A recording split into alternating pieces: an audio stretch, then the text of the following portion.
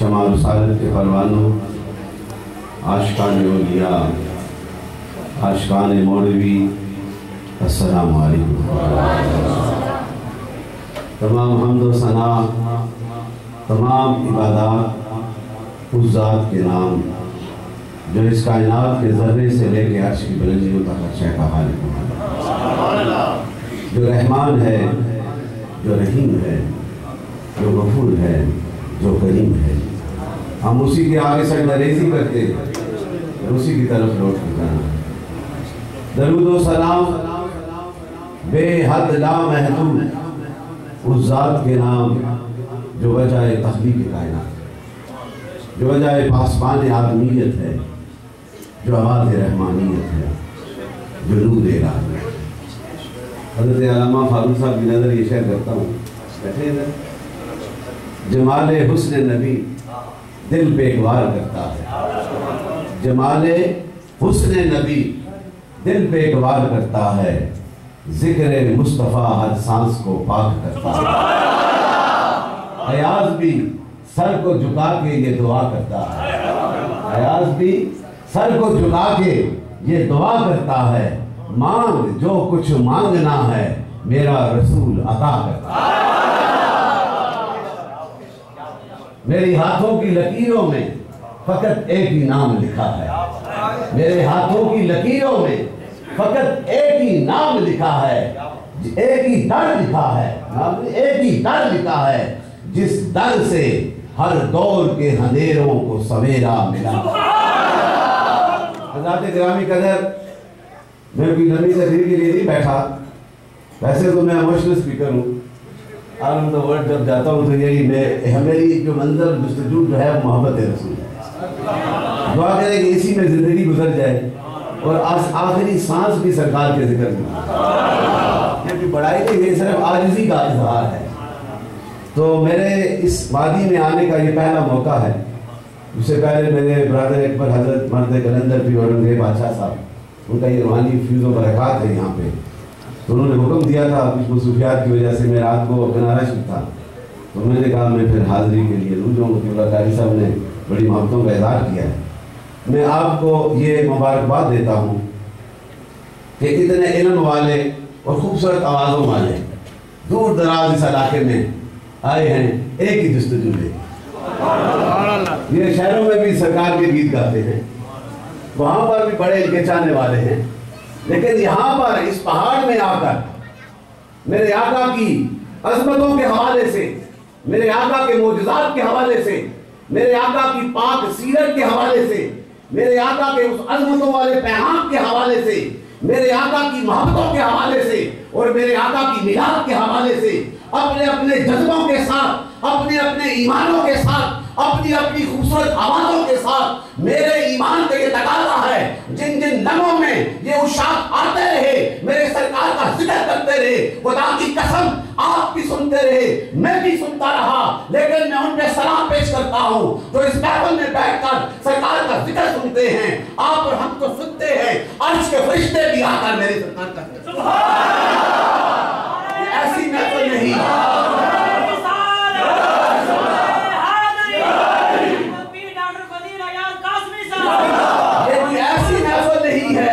یہ کائنات کے اس وادی کی محفل ہے جس کی خاطر کائنات میں حسن شامل ہے، کائنات میں بہاریں ہیں، کائنات میں انقلاب ہے، یہ صدقہ ہے وہ تاجدار مدینہ کے کرم کا صدقہ، اور جس کے کرم کے ساتھ آج ہمارا بھی یہ نام آتا ہے، جب اس کا ذکر ہوتا ہے تو پھر انوار و تجلیات کا نظر ہونا ضرور ہے۔ ایسے نہیں علامہ فاروق صاحب بولتے ہیں، ایسے نہیں وہ اتنا خوبصورت نوجوان میرے سرکار کی مدح سرائی کر کے گیا، جس کے دل میں سرکار کی محبت ہوتی ہے، جب زبان سے ذکر مصطفیٰ ہوتا ہے تو شیطان آم سے یہ فیضان ہے۔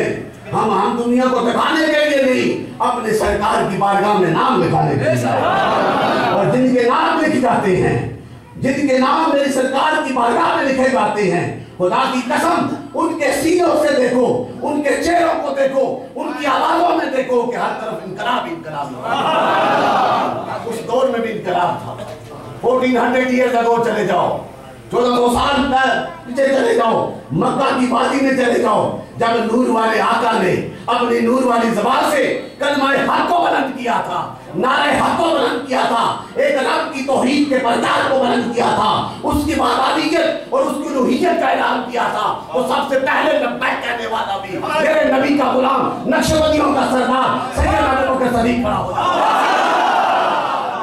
آپ لوگ کا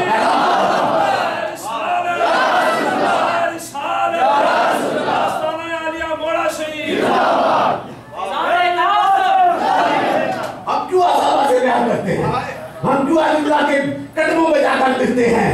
اس لیے نہیں کہ وہ بڑے حسن والے ہوں گے، خدا کی قسم ایک ہی نسبت ہے کہ وہ میرے نبی کے غلام ہیں، میرے نبی سے وفا کرنے والے ہیں، اٹھتے بھی ہیں تو ذکر مصطفیٰ کرتے ہیں، بیٹھتے بھی ہیں تو ذکر مصطفیٰ کرتے ہیں، حال میں ہو، کال میں ہو، خلوت میں ہو، جلوت میں ہو، جس حال میں ہے ان کی زبانوں سے ذکر مصطفیٰ کی بات ہے، اور جن کی زبانوں سے میرے آقا کا ذکر جاری ہوتا ہے وہ جہاں بھی بیٹھے عاشق آ جاتے ہیں۔ دنیا کی پرواہ نہیں ہوتی، پرواہ ہوتی ہے تو لجپال کی پرواہ۔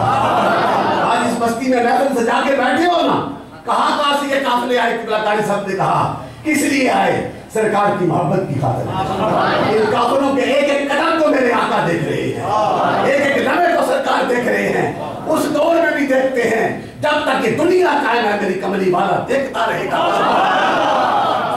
یہ عقیدہ رکھو، جب یہ عقیدہ ہوگا نا، جو میلاد میں آئے گا خدا کی قسم خالی نہیں جائے گا۔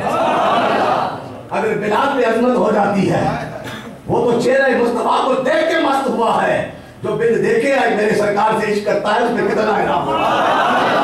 یہ بھی انعام ہے، دیکھنے والوں پہ ایک بار مبارک ہے، جو بن دیکھے دیکھتے ہیں میرے آقا نے کہا 7 بار مبارک ہے۔ ہم بن دیکھے سرکار سے پیار کرتے ہیں، We are the seekers and the lovers of Allah۔ ہم سرکار کے غلام ہیں، اور غلام کا کام یہی ہے۔ یہ بھی دیکھو کہ دیوار کے پیچھے نبی کو معلوم ہے، یہ نہ سوچو پھر غلامی نہیں، پھر وہ عبادت نہیں، پھر تمہارا ذکر نہیں، تمہارا حسن نہیں، تمہارے حسن میں انقلاب، تمہارے ذکر میں انقلاب، تمہاری عبادتوں میں انقلاب اس وقت آئے گا جب دل سے میرے آقا کی محبت ہو۔ اور یہ عقیدہ ہوگا کہ کملی والا نگاہ کو بلند کرے تو عرش کی بلندیوں کو دیکھتا ہے، اور پھر جب نگاہ کو سینے میں ڈالے تو سینے کے انقلاب بنا۔ ایسے نہیں ابو بکر صدیق بنا، ایسے نہیں عمر فاروق بنا۔ سیدنا عمر فاروق آئے نا حضور کی بارگاہ میں، اسی اثناء جبریل بھی آتا ہے، نبی کو سلام پیش کرتا ہے، حضور نے کہا عمر بھی بیٹھا ہے، عمر کو بھی سلام۔ کیا حضور نے کہا تو عمر کو جانتا ہے؟ کہا یا رسول اللہ زمین والے کم جانتے ہیں، عرش والے زیادہ عمر کو جانتے ہیں۔ یہ کیسے مقام عمر فاروق کو ملا؟ یہ میرے نبی کی غلامی کے صدقے سے۔ غلام بن جاؤ، حضور کی عطاؤں پہ قربان ہو جاؤ، خدا کی قسم یہ دستارے، یہ وظائف ادھر رہ جائیں گے، جب دل میں محبت ہوگی تو سب کچھ مل جائے گا۔ ایسے نہیں ممتاز قادری کا نام ہر کس زبان میں ہے، عبادت کی ہے، کوئی تقویٰ ہے، ویسے ظاہری طور پہ کیا ہے؟ کوئی کچھ بھی نہیں تھا، لیکن سینہ میرے آقا کی محبت سے بھرا تھا۔ اس کو دیکھتا رہا ہوگا نا، جو گورنر کے ساتھ رہا ہے نا، اس کی باتیں سنتا رہا، جو ٹی وی پہ کہہ سکتا ہے کالا قانون، تو خلوت میں کیا کہتا ہوگا، اپنے نشے میں مربوط کیا کہتا ہوگا، وہ قادری سنتا رہا ہوگا۔ لیکن اس نے دیکھا کہ میرے رسول کی محبت گستاخی میں یہ اتنا کرتا ہے، اس نے نہیں دیکھا یہ گورنر ہے، اس نے دیکھا یہ گستاخ رسول ہے۔ گستاخ رسول کا حکم ہی یہی ہے، اگر اپنے کان سے اپنی آنکھ سے سن لو کہ گستاخ ہے، پھر تمہارا ایمان یہ تقاضا کرتا ہے کہ اس کا سر اس کی قسم سے ایسے نہیں ہوگا۔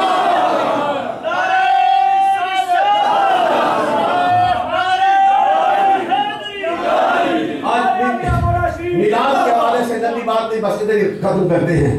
ہم تو دیوانے ہیں، ان کی باتوں کو سن کے مزے آ جاتے ہیں، آتے ہیں سرکار کے عاشق۔ عالم تو سارے ہوں گے نا، لیکن میں سے عالم مانتا ہوں جس کے زبان سے میرے آقا کی محبت ہے۔ بابا جی قاسم مولوی عالم دین بھی ہے، اس لیے کہ وہ ظاہری علم بھی ہے اور باطنی علم بھی ہے، باطنی علم بھی ہے، دونوں علوم حاصل کرو۔ ابھی شرافی کیا تھے؟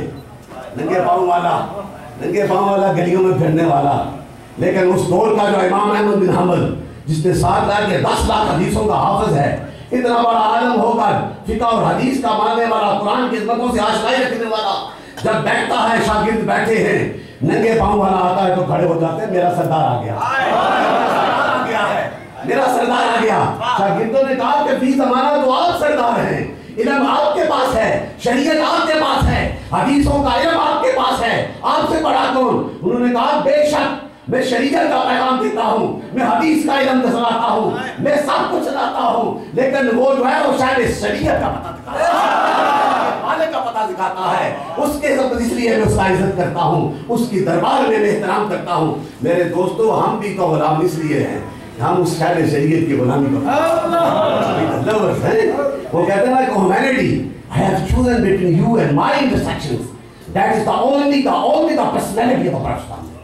اللہ اور بندے کے درمیان اس کی قربت کی طرف لے جانے کا ایک ہی راستہ ہے, اور کوئی راستہ نہیں. سب اندھیرے ہیں, سب اندھیرے ہیں, ایک ہی روشنیوں کا راستہ ہے, وہ راستہ در رسول کا راستہ ہے, میرے نبی کی غلامی کا راستہ ہے. اور جس نے نبی کی غلامی کو اختیار کر لیا, خدا کی قسم آج اس ہٹیا کون سی جگہ ہے, ٹکیا میں بیٹھ کر, اس مسجد میں بیٹھ کر جو بھی میری سرکار کو پکارے گا, کملی والا اس کی آواز کو سے خالی نہ بھرے ہوئے جائیں گے.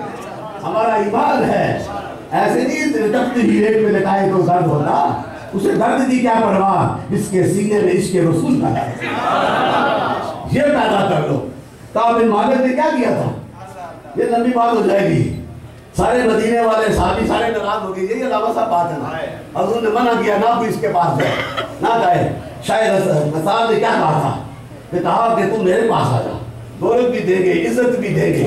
جب حق پڑا تو حضور سے بے وفائی کر کے آ جا میرے پاس. لیکن وہ عاشق تھا, وہ نبی سے وفا کرنے والا تھا, اس نے خط کے ٹکڑے کر کے تنور میں ڈال دیے اور کہا شاید صاحب کہ تو میرے جسم کے ٹکڑے بھی کر دے تو خدا کی قسم میں دہلیز مصطفیٰ سے پیچھے نہ, وفا سے پیچھے نہ ہٹوں گا. وفا کو پہنا دو. اور وفا کے لیے یہ جو آج اللہ کے گھر میں تم نے ذکر کیا ہے نا, علماء نے ذکر کیا, ثنا خان نے مدح سرائی کی, یہ مدح سرائی آج کی بات نہیں ہے, یہ کملی والے کے دربار میں بھی ہوتی ہے. بنو سلیم کے یہودی آئے تھے نا, بڑے بڑے علم والے, ان کا طارت تھا, زبکان تھا, بڑا شاعر تھا, وہ بیٹھے ہوئے تھے اور آ کے کیا کہا, ہم اپنے مذہب کے متعلق آپ سے گفتگو کرتے ہیں. تو کملی والے نے کہا وہ تو لجپال آتا ہے, تو اس کی نیت سے بھی باخبر ہے, اسے دیکھتا ہے یہ کس حال میں آیا ہے. آیا بیٹھے, کہا بیان کرے کوئی. وہ کھڑا ہو گیا زبکان, اس نے اپنے دین کے حوالے سے گفتگو کی, بیٹھ گیا. حضرت حضور کے ایک صحابی, حضرت ان کا میرا نام حضرت زید تھے, کون سے میرا نام مسپلیس ہو رہا ہے, مسنگ ہو رہا ہے, تو آپ نے اشارہ کیا, وہ صحابی رسول کھڑا ہو گئے, اور کھڑے ہو گئے اور انہوں نے دین حق کے حوالے سے گفتگو فرمائی, پھر بدی گفتگو فرمائی. بیٹھ کے ان کا شاعر, شعر و شاعری کرنے والا طارق کھڑا ہو گیا, 8 اشعار اپنے دین کے حوالے سے اس نے بیان کیے. جب وہ بیٹھ گیا تو کملی والے کی نور والی نظر اور انگشت مبارک جو ہے حضرت حسان بن ثابت کی طرف کھڑی ہو جاتی ہے. رات کو کھڑا ہوگا, عاشق رسول میرے نبی کا شاعر کھڑا ہو جاتا ہے, اور پھر 13 اشعار پھر بدی حضور کی عظمت, توقیر اور شان اور اسلام کی بقا. اتنا کلام میں اثر تھا کہ وہ علم والے تھے. انہوں نے کہا کہ جس نبی کے غلام کے کلام میں اتنا اثر ہے, اس نبی کی زبان اور کلام میں کتنا سارے کے سارے جو ہے ایمان کی دولت حاصل کر لیتے ہیں. میرے دوستو, یہ میلاد کا تذکرہ کرنے والے خوش قسمت ہیں, میرے رسول کا ذکر کرنے والے مختلف زاویے ہیں, نگوشے ہیں حضور کی پہلو کے.